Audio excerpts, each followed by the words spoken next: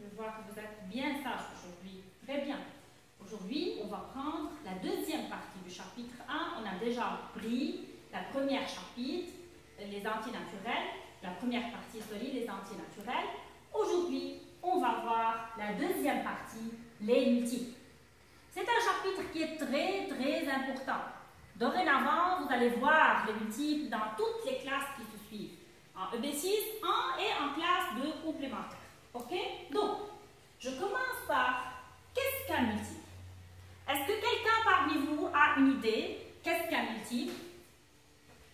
Donc, le mot multiple, ça vient de quel mot? Ça vient du mot multiplication. N'est-ce pas? Donc, un multiple d'un nombre A. Qu'est-ce que je veux dire par un nombre A? N'importe quel nombre. Un multiple d'un nombre A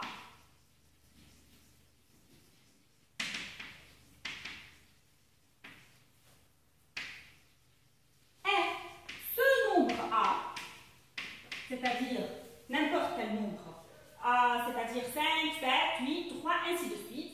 Ce nombre multiplié par tous les chiffres en commençant par 0. Donc, les multiples d'un nombre A, ou bien un multiple, les multiples d'un nombre A, c'est A multiplié, ça vient du mot multiplication, on a déjà dit, multiplié par tous les chiffres en commençant par 0. Ainsi de suite. 0, 1, 2, 3, et ainsi de suite, puisque je peux multiplier ce nombre par 1000, par 10 000, par je ne sais pas combien, jusqu'au l'infini. Donc, un multiple, ou bien les multiples d'un nombre A, n'importe quel nombre A, c'est le nombre A multiplié par tous les nombres en commençant par le chiffre 0. Je donne un exemple. Si je veux chercher les multiples de 6, 6 remplace A. Qu'est-ce qu'on a dit? On a dit pour chercher les multiples d'un nombre A qui est 6 ici, on va multiplier ce nombre, c'est-à-dire 6, par tous les nombres en commençant par 0, c'est-à-dire 6 fois 0 me donne 0. 6, qu'est-ce qu'il y a après 0? Fois 1, c'est vrai, qui me donne, bien sûr, 6. 6 fois 2, 12. 6 fois 3, 24. C'est vrai? Non, bien sûr que non. 6 fois 3, c'est 18. Alors, vous devez bien savoir le tableau de multiplication pour pouvoir chercher les multiples. 6 fois 4, 24. Et ainsi de suite. Je vais expliquer après pourquoi j'ai mis ici 3 points. Ok? Donc, l'ensemble de multiples de 6 est formé de 0, 6, 12, 18, ainsi de suite. Pourquoi je mets 3 points de suspension? Puisque un ensemble de multiples est illimité. Qu'est-ce que ça veut dire illimité?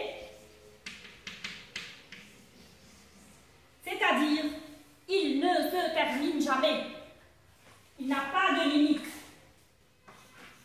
Car je peux multiplier un nombre, par exemple 6, jusqu'à l'infini, par 100, par 1000, par 1 milliard. Alors, je suis obligée de mettre ces 3 points pour dire qu'un ensemble de multiples est illimité. Alors, j'ai écrit ici propriété. La première propriété qu'on a vue maintenant, c'est un ensemble de multiples est illimité. Ça, c'est la première propriété. C'est très important. C'est pourquoi je mets 3 points à la fin. Car c'est un ensemble qui est illimité. Il ne se termine jamais. Maintenant,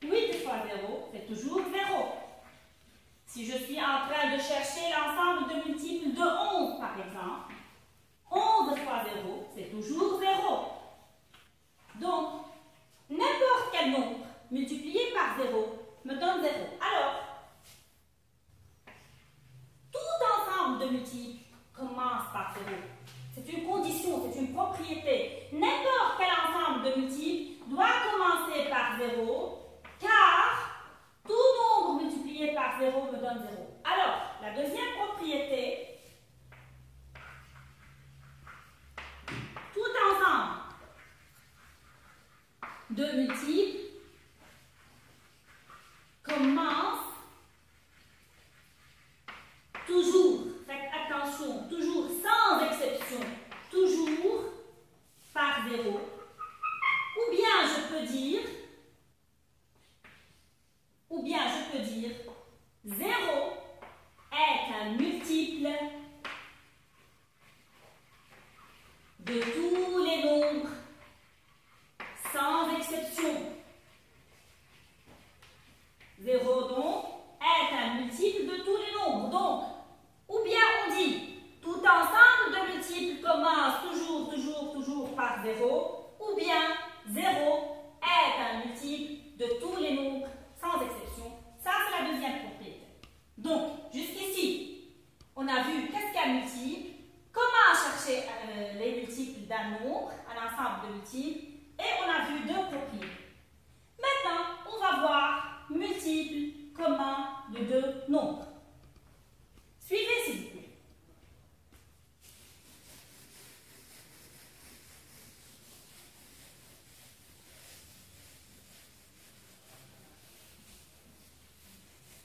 Deux nombres, par exemple 6 et 8, je veux chercher les multiples de 6, les multiples de 8. Donc, multiples de 6. On a dit que pour chercher les multiples de 6, on multiplie 6 par tous les nombres à partir de 0. 6 fois 0, 0. 6 fois 1, 6. 6 fois 2, 12. 6 fois 3, 18. 6 fois 4, 24. Et ainsi de suite. Puis, si je veux chercher les multiples de 8, par exemple, je multiplie maintenant 8 par tous les nombres à partir de 0. 8 fois 0, c'est 0. 8 fois 8, c'est 8. 8 fois 2, c'est 16. 8 fois 3, c'est 24. 8 fois 4, c'est 32. Et ainsi de suite. N'oubliez jamais de mettre les 3 points de suspension à la fin. Si je veux chercher les multiples communs, qu'est-ce que ça veut dire commun? Commun, c'est-à-dire que ce sont les multiples qui se trouvent en même temps dans les deux ensembles. Ok? Je veux souligner les nombres qui se trouvent, qui se figurent dans les deux ensembles en même temps. J'ai 0, j'ai 24. Si je veux compléter, par exemple, au lieu de mettre 3 points ici, si je veux compléter, ici je fais 6 fois 4, 6 fois 5, 30, 6 fois 6, 36, 6 fois 7, 42, ok, 6 fois 8, 48, et ainsi de suite. Et ici, si je veux compléter 8 fois 4, 8 fois 5, 40, 8 fois 6, 48, 8 fois 7, 56, et ainsi de suite. Donc, je peux trouver des autres multiples comme 48. Donc, les multiples communs, c'est-à-dire qui se figurent, bien qui se trouvent en même temps dans l'ensemble des multiples de 6 et dans l'ensemble des multiples de 8, les multiples donc communs de 6 et 8 sont 0, 24, 48. Est-ce que je mets un point ici? Non, bien sûr que non. Je dois mettre 3 points de suspension, puisque si je continue ces deux ensembles de multiples, je peux trouver encore des multiples communs. Alors, les multiples communs de 6 et 8 sont 0, 24, 48. Maintenant, je veux chercher le plus petit multiple commun. J'ai écrit seulement le plus petit multiple commun. Donc, si je regarde ici, le plus petit multiple commun, c'est 0. Mais non, je ne peux jamais prendre 0 comme un plus petit multiple commun. Alors, je dois ajouter ici plus petit multiple commun non nul. Qu'est-ce que ça veut dire non nul? Le mot non nul, c'est-à-dire différent de 0. Il ne peut jamais être 0. Jamais. Différent de 0. Ok? Donc, je vais chercher le plus petit multiple commun, mais qui n'est pas 0. Le plus petit multiple commun ne peut jamais être 0. Alors, c'est quoi? C'est 24. Donc, le plus petit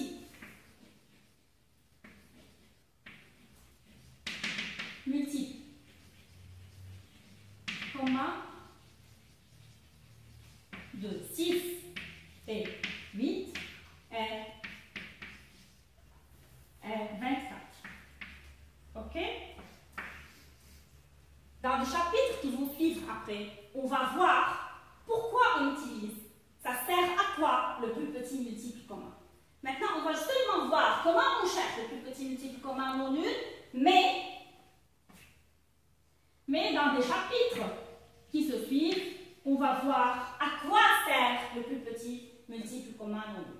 Une petite remarque, lorsque j'ai dit qu'un ensemble de multiples est illimité, je veux vous dire quelque chose, une petite remarque. Parfois, je peux limiter moi-même l'ensemble à une condition. Si je vous dis, par exemple ici, quels sont les multiples de 6 inférieurs, c'est-à-dire plus petits, quels sont les multiples de 6 inférieurs, par exemple, à 49?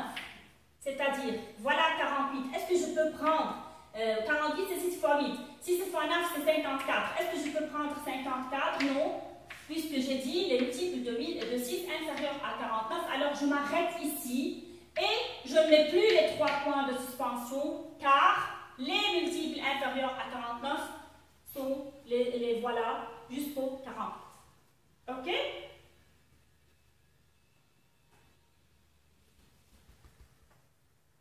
Donc, les 5, jusqu'à maintenant, on a vu que l'ensemble de multiples est illimité, mais j'ai donné la remarque que parfois, on peut limiter un ensemble de multiples.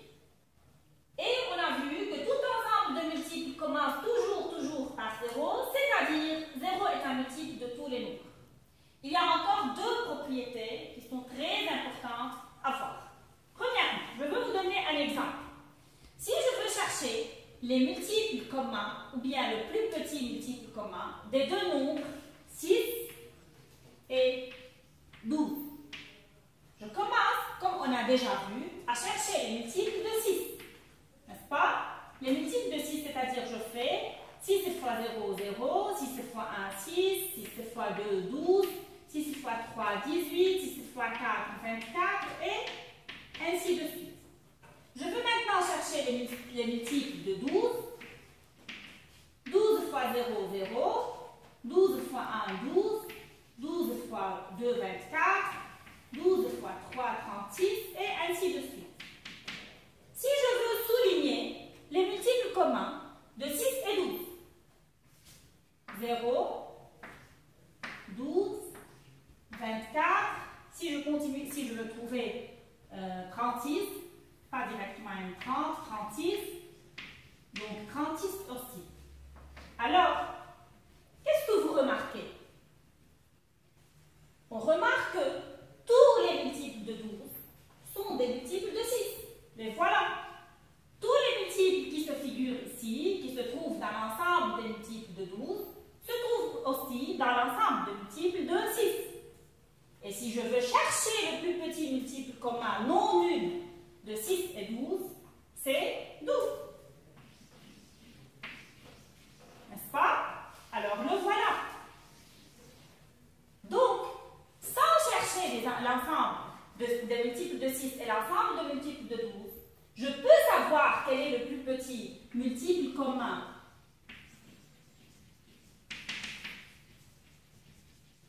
non nul de 6 et 12, qui est 12. Sans faire tout ce travail, je peux directement dire que le plus petit multiple commun non nul de 6 et 12 est 12. Pourquoi? Car 12 est un multiple de 6. Donc, sans faire tout ce travail, je peux dire directement que le plus petit multiple commun non nul de 6 et 12 est 12, car 12 est déjà un multiple de 6. Donc, si j'ai deux nombres dont l'un est un multiple de l'autre, comme 6 et 12, 12 est un multiple de 6, le plus petit multiple commun non nul de ces deux nombres est le plus grand parmi ces deux nombres. Il y a entre 6 et 12, le plus grand c'est 12. Alors, puisque 12 est un multiple de 6, donc le plus petit multiple commun non nul de 6 et 12 est 12. Je vous donne un autre exemple. Si je vous dis, quel est le plus petit multiple commun de 8 et 24. Sans faire le travail, qu'est-ce que vous allez me répondre? C'est vrai, 24 est un multiple de 8, n'est-ce pas? Puisque 8 fois 3 me donne 24. Donc 24 est un multiple de 8. Puisque 24 est un multiple de 8, donc le plus petit multiple commun non nul de 8 et 24 est 24. Donc chaque fois que j'ai deux nombres dont l'un est un multiple de l'autre, le plus petit multiple commun non nul de ces deux nombres est le plus grand parmi eux. Alors, ça c'est la troisième propriété. Si deux nombres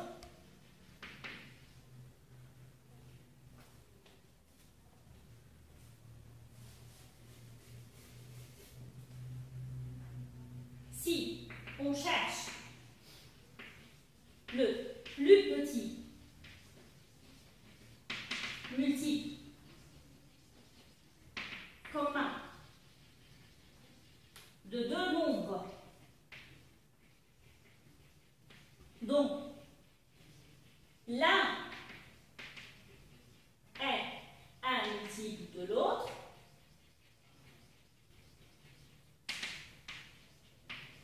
sans faire le travail, on peut dire que c'est le plus grand parmi ces deux nombres. OK? Il nous reste une dernière propriété. Mais avant d'expliquer cette propriété, je vais vous expliquer qu'est-ce que ça veut dire deux nombres consécutifs.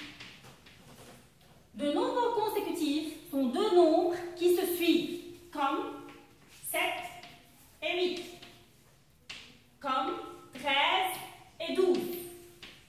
Même si ces deux nombres ne sont pas en ordre, mais ce sont deux nombres qui se suivent. Alors, deux nombres consécutifs sont deux nombres qui se suivent. Si je veux chercher le plus petit multiple commun de deux nombres consécutifs, toujours, le plus petit multiple commun de deux nombres consécutifs, faites attention, ils doivent être consécutifs. Le plus petit multiple commun de deux nombres consécutifs est toujours leur produit. Qu'est-ce que ça veut dire produit? C'est-à-dire, lorsque je multiplie ces deux nombres l'un par l'autre, ça c'est la propriété. Je l'ai écrit déjà, mais je veux donner un exemple. Ça c'est la dernière propriété, que le plus petit multiple commun non nul, bien sûr, de deux nombres consécutifs est leur produit. Par exemple, 7 et 8, si je suis en train de chercher le plus petit multiple commun non nul de 7 et 8, ça va être 7 fois 8, c'est 56.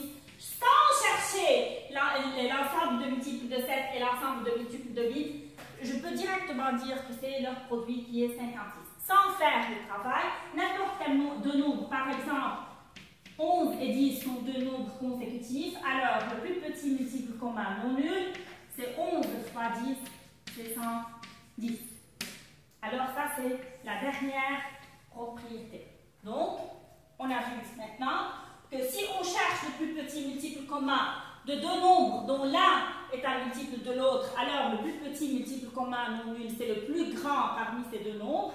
Et si on cherche le plus petit multiple commun non nul de deux nombres consécutifs, je répète consécutifs, c'est-à-dire qui se suivent, c'est leur produit. Par exemple, 7 et 8 sont deux nombres consécutifs. Sans faire le travail, je peux dire que 7 fois 8 est égal à 56. Ça, c'est le plus petit multiple commun non nul. Maintenant, EP5, vous allez faire avec Madame Ali les exercices dans le livre, bien sûr avec les fiches supplémentaires et le cours supplémentaire. Et à la fin de ce chapitre, on va faire un petit test.